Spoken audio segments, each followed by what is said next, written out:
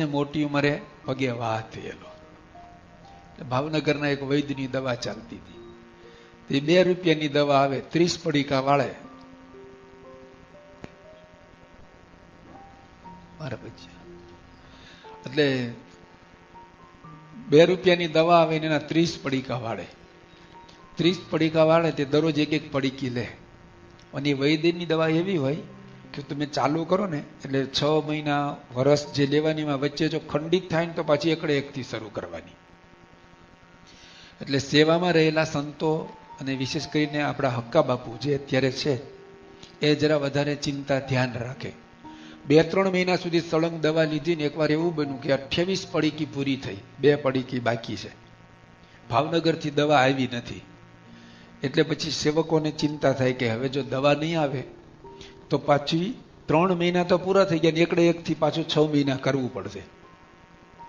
એટલે તે વખતે કઈ તમારા બધાના રમકડા હોય છે ને, એવા તો હતા નહીં, ટેલિફોન તો કે ફોન કરી દઈએ કેવું કઈ.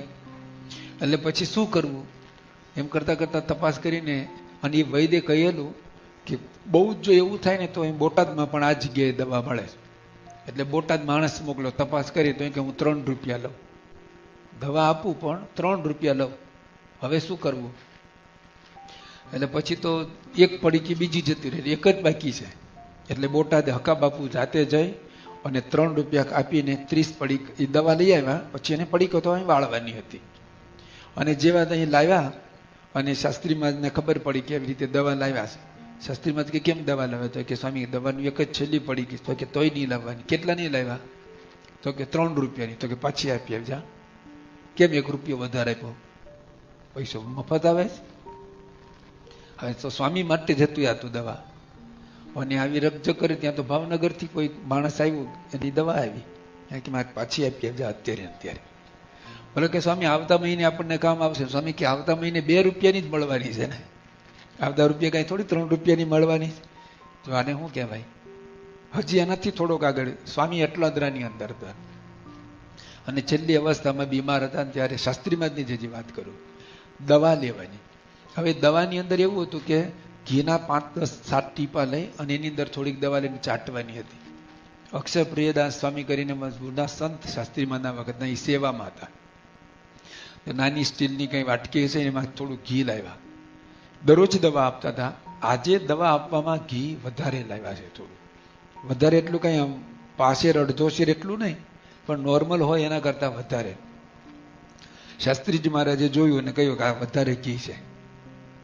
તો એને કહ્યું સ્વામી હવે એમાં શું વાંધો છે? ઘી જ છે ને, કઈ બીજું તો છે નહીં ને. સ્વસ્તિમાં કે દેવામાં કીધું છે ને કે 5-7 ટીપામાં જ લેવાનું.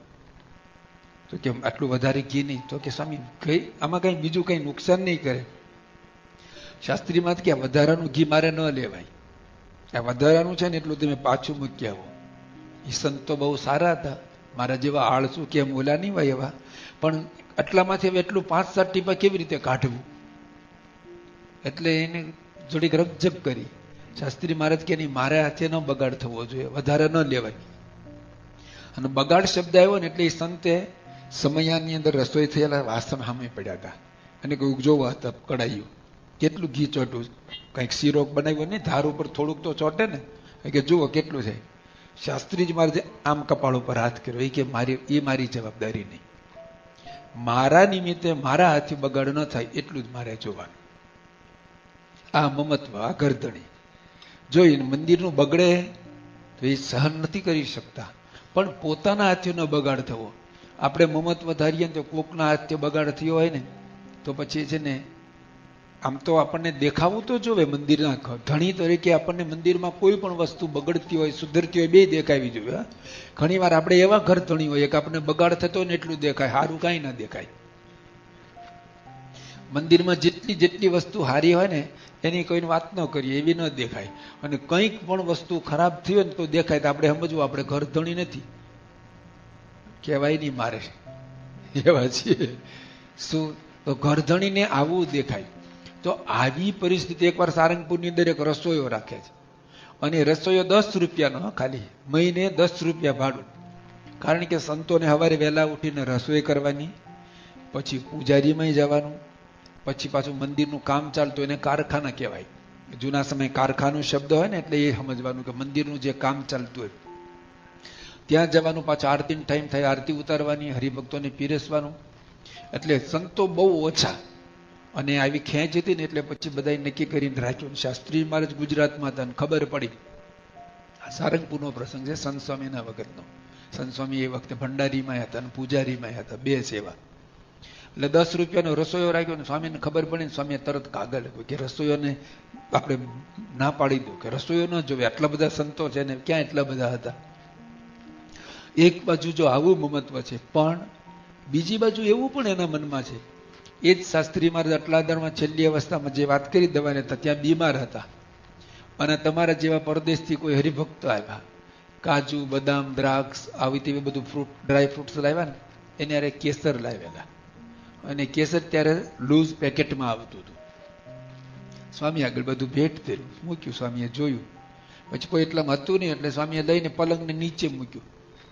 તો બીજા બધા તો પડી ગયા હતા, કેસર તો લૂઝ હતું ઓલા પેકેટમાં. તો શાસ્ત્રી મહારાજના પલંગ નીચે આવડો લોટો રહેતો હતો, સ્વામિનારાયણીયો લોટો. કોઈ કે દર્શન કર્યો છે, આવડા મોટા લોટા હોય, કોઈ ગઢડા ગોંડલ દર્શન કરવા જાય ને, પ્રસાદીની વસ્તુઓ મૂકીને એમાં રાખેલા હોય છે. તો શાસ્ત્રી મહારાજ એ કેસર છે લોટામાં નાખ્યું, અને એમની બીમાર અને છેલ્લી મોટી અવસ્થાની બીમારી હતી ને, એટલે રામચંદ્ર કાકા અને આપણા સ્વામિનારાયણ પ્રકાશના આદ્યતંત્રી ખેંગારજીભાઈ, એવા 2-4 હરિભક્તો સ્વામીના રૂમમાં ત્યાં નીચે બધે હુઈ જતા. ખેંગારજીભાઈ ચૌહાણ, જે આપણા સ્વામિનારાયણ પ્રકાશના આદ્યતંત્રી, એ ત્યાં સૂતા હતા ને એને કંઈક પેટમાં ગડબડી થઈ, અને ઓચિંતાનું એને ટોયલેટ જવાની ઈચ્છા થઈ, અને પલંગ નીચે જે લોટો હતો ને ઉપાડ્યો એને. હવે લોટો લઈને તો ઉપડ્યા, અને રસ્તામાંથી પેલું પાણીનું ઓલું ભરી રાખતા હતા ને એને ભર્યો. અત્યારે અટલાદરા મંદિરમાં જોયું ને એવું નહોતું, ત્યારે તો આજુબાજુ બધે આવળ બાવળ જ હતા. એટલે થોડાક આમ દૂર જઈને બેઠા. બહુ ફોર્સ ઉતાવળ થયેલી એટલે તો બહુ દૂર જવાય નહીં. અને પછી ત્યાં બેઠા, અને વિધિ પૂરી થઈને પછી એને પાણી લીધું. પણ આજે જિંદગીમાં પહેલી વાર ગંધને બદલે સુગંધ આવવા લાગી. અને પછી એને કંઈક ખ્યાલ આવ્યો કે આમાં સમથિંગ રોંગ કંઈક છે, પણ હવે કરે હું? હવે તો એમાં કઈ બીજું થઈ જ ન શકે. અને એને હાથ જુએ ને તો હાથ આખી સુગંધથી મગમગે.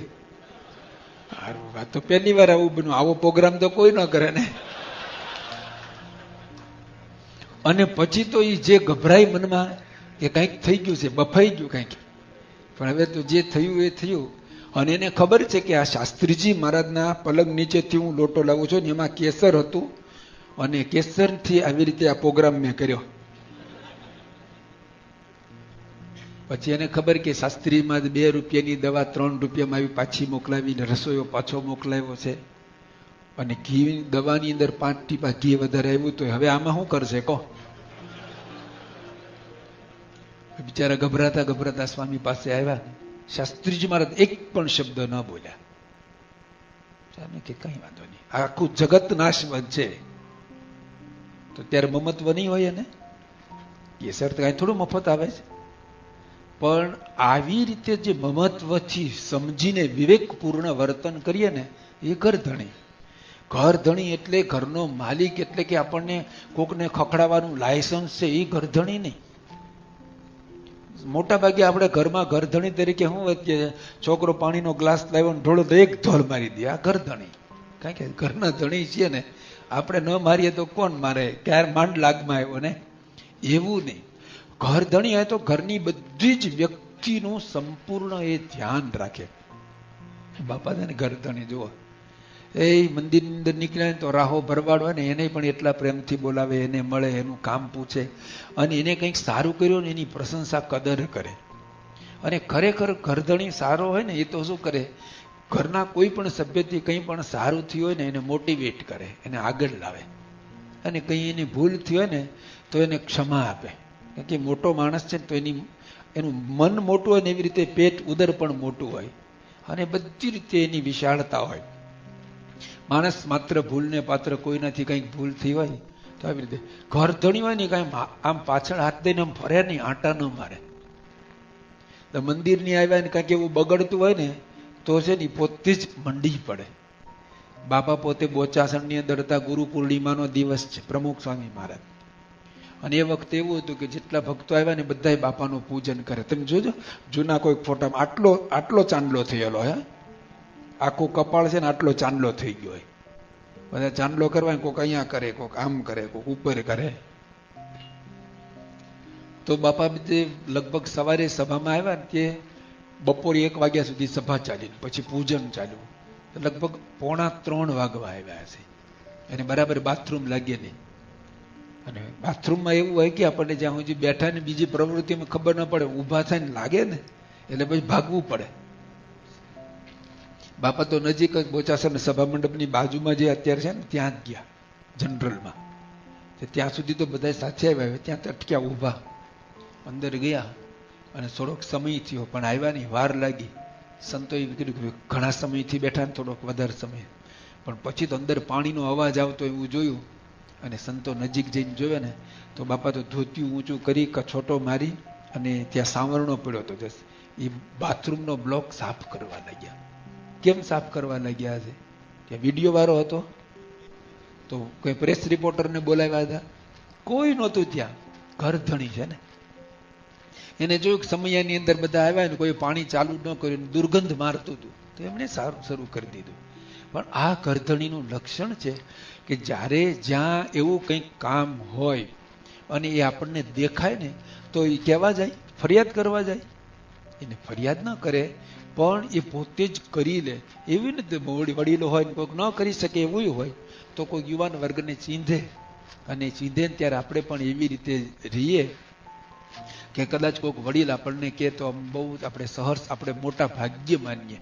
એમણે સેવાની વાત કરી ને, નીચી ટેલ મળે તો, કોઈને આવડે છે? મુક્તાનંદ સ્વામીની પંક્તિ છે, નીચી ટેલ મળે તો ત્યાંથી ભાગજો. નીચી ટેલ મળે તો માને ભાગજો. મોટા ભાગ આપણને માનવાના કે આપણને પણ આવી કંઈક સેવા કરવા મળી. તો એ ઘરધણીનું લક્ષણ. એટલે ઘરધણી પોતે મમત્વથી ઘરમાં રહે. એટલે આપણે ઘર એટલે મંદિર સમજીએ, મંદિર એટલે ઘર અને ઘર એટલે મંદિર.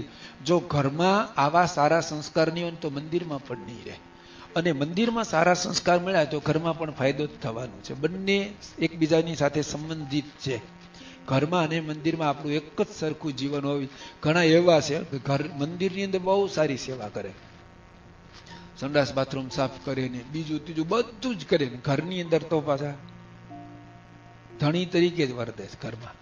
એ ઘરમાં પણ આવી રીતે જેવી સેવા મંદિરમાં કરીએ એવું જ ઘરમાં કરીએ ને તો બાપાનો ગુણ આવે. ઘરમાં એકાદ જણ સત્સંગી ન હોય ને એને સત્સંગ થાય. ખાવું પીવું બેસવું સૂવું જોવું, ચાલ્યા જવું કેવળ નાવું ધોવું, ભક્તોની એવી સઘળી ક્રિયા, કુસંગી દેખી સતસંગી થાય. જેના જેના ઘરમાં 1-2 વ્યક્તિને સત્સંગ ના હોય એને સત્સંગ કરવો હોય ને તો આ બધી પંક્તિ લખી લો નોટબુકમાં. નોટમાં નહીં, હૃદયમાં લખો ભાઈ. નોટમાં પછી ભૂલાઈ જાય, ભૂસાઈ જાય, નોટ ક્યાંક પડી રહે. ખાવું પીવું બેસવું સૂવું જોવું, ચાલ્યા જવું કે વળી નાવું ધોવું, ભક્તોની એવી સઘળી ક્રિયાય, કુસંગી દેખી સત્સંગી થાય. કુસંગીને જોઈ અને સત્સંગમાં આવવાની ઈચ્છા થાય. આપણું વર્તન જ વાતો કરવા લાગે. તો ઘરધણી એવી રીતે મમત્વથી રહે. બીજી એક વાત, એક મમત્વ ધારીએ બધી જ પ્રકારનું કરકસર યુક્ત જીવન જીવીએ. હે બાપા છે ને સમય ટિશ્યુ પેપર વાપરે છે તો 2 પેપર આવ્યા ને એક પાછું આપી દે. અમેરિકાની અંદર બાપા 1977માં આવ્યા ને ત્યારે તો દાંત સારા હતા. અક્ષર પુરુષ સ્વામીએ બાપાને દાંત ખોતરવાની સળી આપી. બાપા હાથમાં લેતા હશે ગમે તે કારણ સળી નીચે પડી. અક્ષર પુરુષ સ્વામીએ બીજી આપી. બાપા કે પહેલી નીચેથી લાવો. એ કે બાપા નીચેની ન વપરાય, યુઝ એન્ડ થ્રો કહેવાય. આજમાં નીચેની સ્વામી કે ધોઈને લાવો, જાઓ. ન વપરાય ને તો ધોઈને લાવો. બીજી સળીની એ જ સળી વાપરી. હા આપણા ગુરુ છે. આટલી હદ સુધી કરકસર કરે છે. અને તમે જો સમયામાં મોતી ભરડે.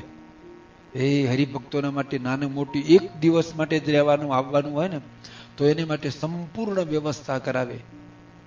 તો એ પણ એક ઘરધણીનું જ લક્ષણ છે કે જ્યારે વ્યવસ્થા કરવાની હોય ત્યારે પછી કંજુસાઈ કરીને બે, એવું નહીં.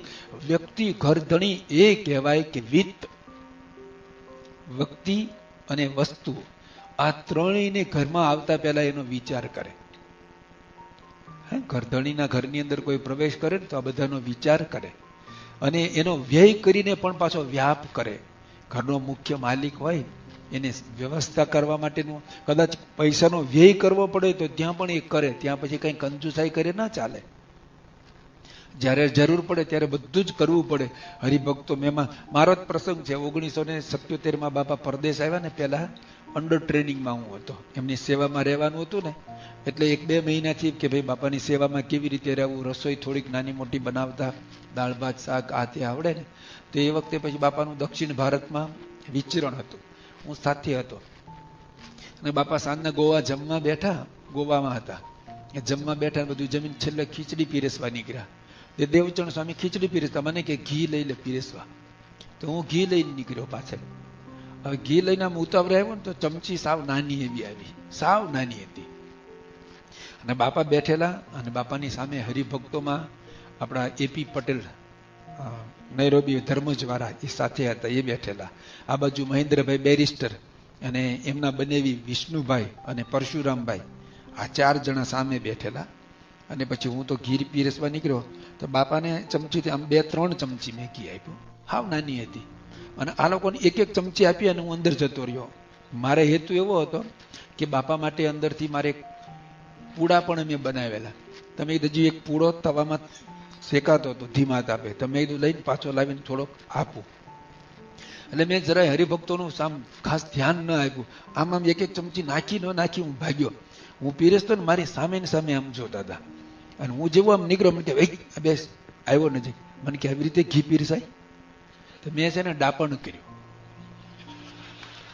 હવે હું સાધુ થયો ને, પહેલા મારા નામે જ એક સંત હતા, એને હું સાધુ થયો એને પહેલા 10 દિવસ પહેલા જે ધામમાં ગયેલા એનું જ નામ બાપાએ મારા ઉપર નાખેલું. એ મહંત સ્વામીના મોટા ભાઈ, આપણા મહંત સ્વામી છે એના મોટા ભાઈ, એનું નામ જ્ઞાનપ્રિય હતું.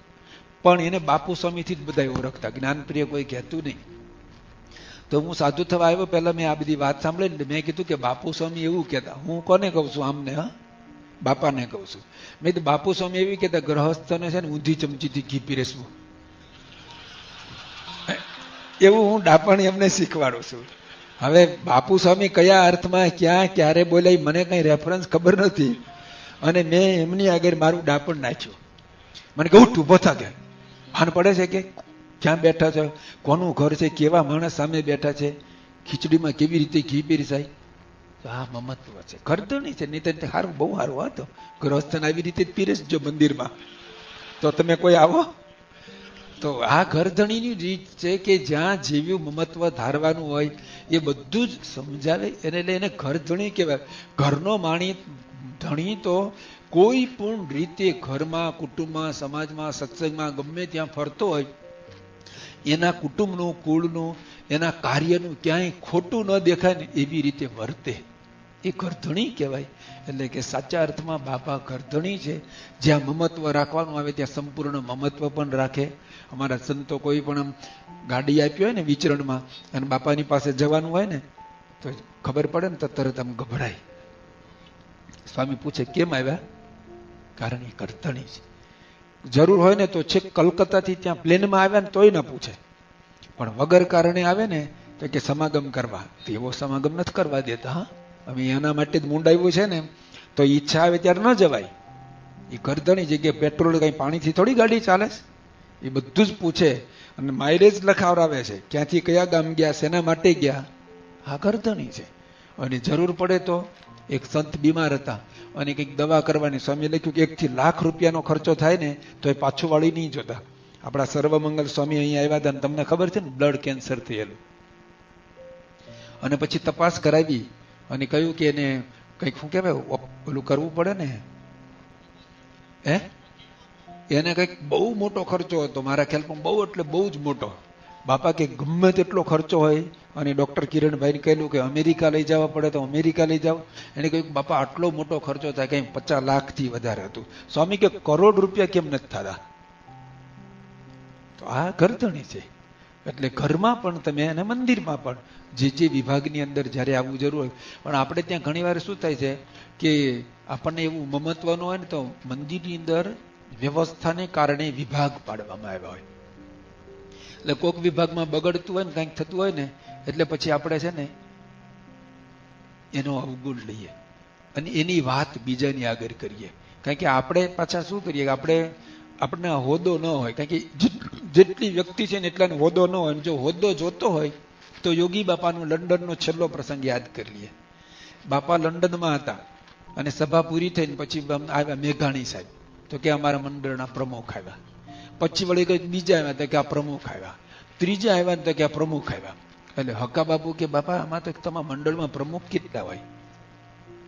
એક પ્રમુખ હોય, એક ઉપપ્રમુખ હોય, એટલે એને કદાચ પ્રમુખ ભૂલમાં બોલી જાય, પણ જેટલા આવે એટલા પ્રમુખ. બાપા કે અમારે તો સેવા કરે એ બધાય, જો આપણે બધાય થઈ જઈએ. હાલો, આવું નથી થવું કોઈને, નહીતર તો છે જ ને. તો જો દરેક વ્યક્તિને હોદ્દો ન હોય તો જેને હોદ્દો ન હોય ને એનું હોદ્દાની ઈચ્છા નહીં. હું આમ છેલ્લે બેહે, પેલો બેઠો હોય ખૂણામાં બેઠો, આમ કે આપણે બસ એ શાંતિથી ભજન કરીએ. તો શાંતિથી ભજન કરે ક્યારેય બોલે છે કે હું શાંતિથી ભજન કરીએ? એમ અશાંતિ છે ને એટલે એવું બોલાય. આપણા મનમાં અશાંતિ હોય ને એટલે આપણે કે આપણે બસ કાંઈ નહીં, આપણે એ શાંતિથી માળા ફેરવીએ. જે શાંતિથી માળા ફેરવે ને એ કોઈને કહે નહીં કાંઈ, એ કોઈનો અવગુણ ન લે. પણ આપણે પછી કોઈક ડિપાર્ટમેન્ટની અંદર કંઈક એવું હોય ને તો આપણે કરીએ નહીં અને બીજાને કે અહીંયા ભાઈ એને બોલાવીએ અને કે જો ઓલી પણ જો તું જા, જોયું આ રસોઈ કેટલી બગડી. જો સ્વામી મમત્વની વાત કરતા હતા ને, 2 પૈસાની દવાની વાત કરતા હતા ને, 2 ટીપા ઘીની જો આ ખૂણામાં જો લે. એટલે 5 જણાને બતાવે.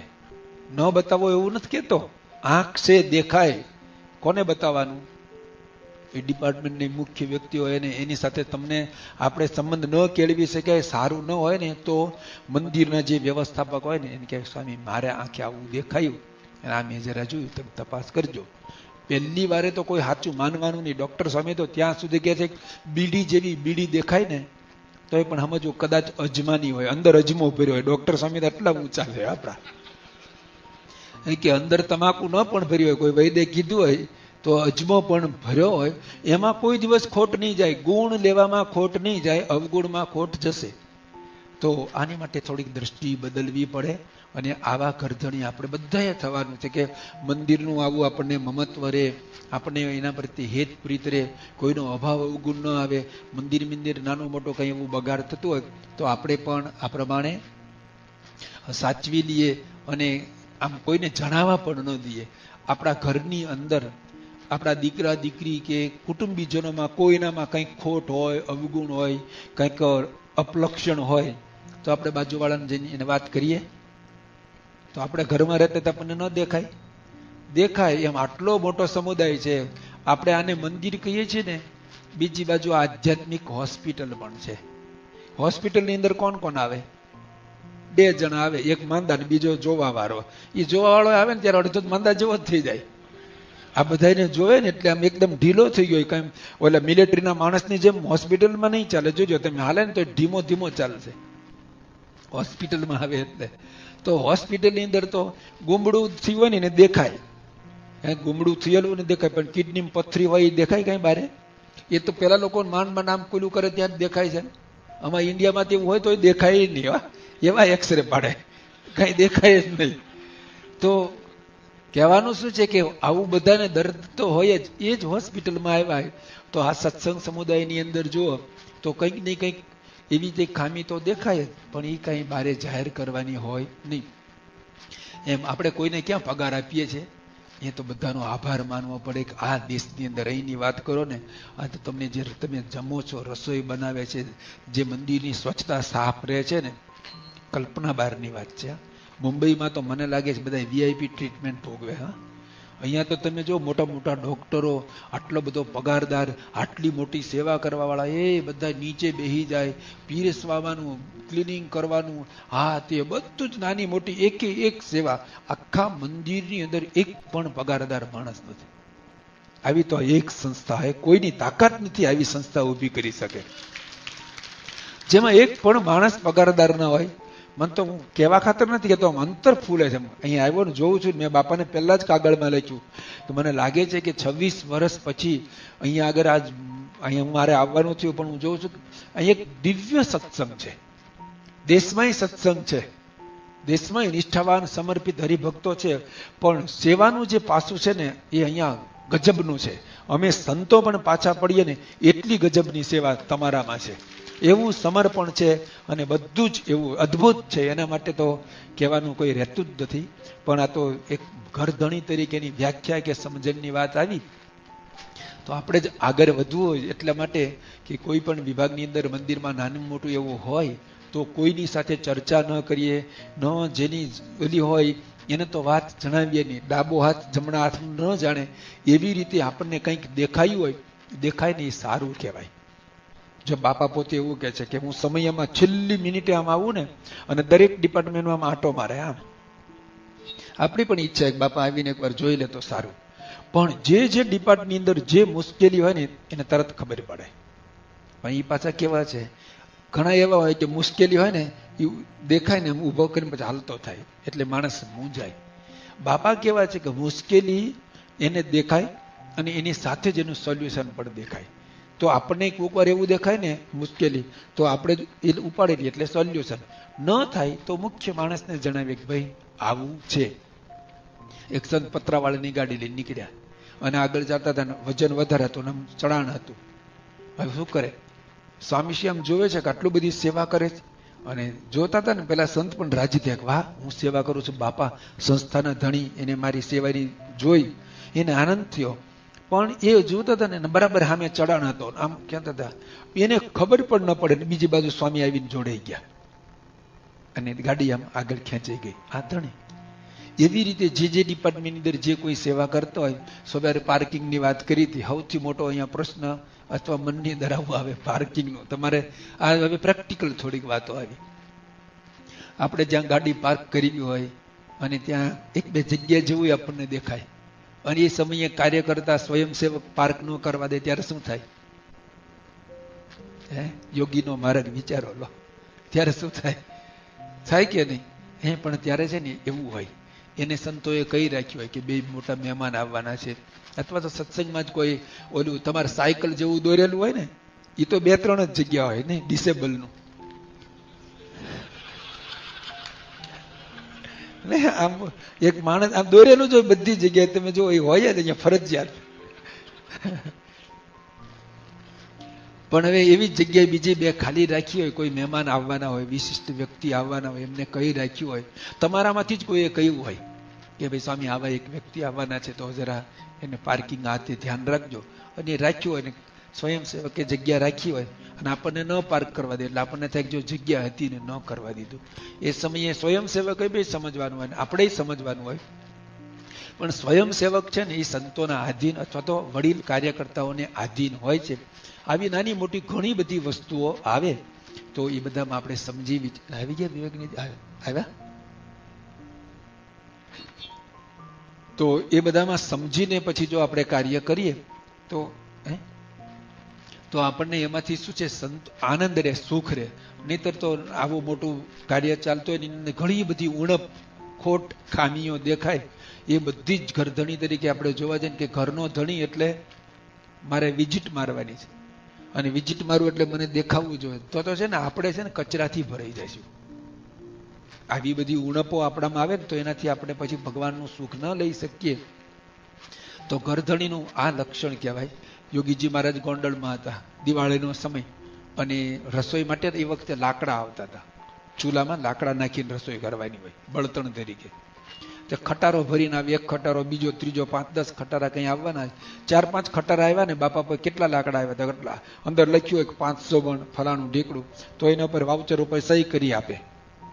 યોગી બાપા કે લાકડા કોઈ જોખો છો? હવે ખટારો ભરીને લાકડા આવ્યા એની કેવી રીતે જોખવા? તો કોઈ કે બાપા આપણા જે સત્સંગી છે ને એ જ મોકલે છે ને આવી રીતે. સ્વામી કે ભલે સત્સંગી મોકલે પણ ભરવા વાળા તો જ્યાંથી આવે ત્યાં થોડા સત્સંગી હોય. તો કે ના આમાં તો હું બરાબર આખો ખટારો ફૂલ ભરેલો હોય. બાપા કે નહીં જોખો, અને ખરેખર લાકડા જોખ્યા લખ્યા હતા ને એના કરતા 120 મણ ઓછા નીકળ્યા. એ જોખાવ્યા. તો આ પણ એક ઘરધણી છે. તો આવી રીતે આ પુરુષોએ પણ કર્યું છે. અને એની સાથે તમે જુઓ કે બપોરે 2 વાગ્યા ને આમ રાહ જોવે, જમ્યા ન હોય. તો ગોંડલ બાજુ આ બાજુ સ્ટેશનેથી ટ્રેન આવે ને એની રાહ જોવે, અને ટ્રેનની વિસલ વાગે ને ત્યાં સુધી જમે નહીં. અને પછી કોઈક માણસ આવે, મહેમાન 2-3 ઉતરે ને તો રાજી થાય. 2 વાગે કોઈ મહેમાન આવે, વહેલી સવારે 3:30 વાગે જાગ્યા હોય, એને 2 વાગ્યા સુધી જે સુવા મળે નહીં, તો એને રાજી થવાનું હોય. પણ આ ઘરધણી છે ને, મંદિરની અંદર કોઈ પણ માણસ આવ્યો હોય ને, કોઈક કંઈક મારે મોડું ખાવું તોય રાજી થાય, કોઈક આને દૂધ જોવે તો રાજી થાય. એ ઘરધણી. અમારા જેવા તો કંટાળે. બપોર 2 વાગે કોઈ દૂધ માગે ને તો એ ના પાડે, અથવા એને બીજો ઉપાય બતાવે કે અત્યારે દૂધ ન પીવાય, દૂધ બગડી ગયું હોય, સવારનું દૂધ અત્યારે બગડી ગયું હોય, ખાટું થઈ ગયું હોય, સામું તકલીફ કરે, એને જ્ઞાન આપી દે, દૂધ ના આપે. એટલે ભાઈ જ્ઞાન નથી જોઈતું, દૂધ આપ ને હમણે. પણ યોગીજી મહારાજ છે ને, એટલે આપણા જે ગુરુ પરંપરામાં છે એની સામે જ જો આપણે દ્રષ્ટિ રાખીએ તો એનું જીવન પ્રેરણાની પરબ છે. એના જીવનમાંથી આપણને ખૂબ જાણવાનું મળે. આધ્યાત્મિક માર્ગમાં આપણે એક જ વસ્તુ વ્યક્તિ જોવાની છે, એની જ સામે નિશાન રાખીને એ આટલી મોટી સંસ્થામાં આપણા બધાના દોષ નહીં. આપણે તો આપણે જે પ્રવૃત્તિ હોય ને એના આપણને દોષ દેખાય, પણ એને તો આપણી પ્રકૃતિના દોષ દેખાય. આપણા એક વ્યક્તિની અંદર શું છે ને એને બધી ખબર છે. લો, મારી અંદર હું તમારી આગળ હારી ડાય વાતો કરું છું, પણ મારી અંદર શું રહેલું નહીં ખબર પડતી હોય. હવે આપણે એના પગ દબાવ જાય, આમ મારે હાર ઉભો થા, શું જોઈને પગ દબાવ આવ્યો તો? પણ આપણને બધાને નભાવે છે ને. તો એવી રીતે ઘરધણી એ કહેવાય. ગુણાતીતાનંદ સ્વામીની વાતોમાં લખ્યું, જેમ પોતાની મા, બેન ને દીકરી ઉઘાડા દેખાય તો એ શું કરે? આમ આંખ કરીને જોવે, વાહ, આમ કરે, આંખ બંધ કરી દે, કેવી બળતરા થાય. એવી રીતે સત્સંગની અંદર પણ કોઈ પણ વસ્તુ એવી દેખાય તો આપણે આંખ બંધ કરી દઈએ, અથવા યોગ્ય વ્યક્તિને જઈને કહીએ તો એ ઘરધણી કહેવાય. તમે તો ઘરમાં જ રહો છો,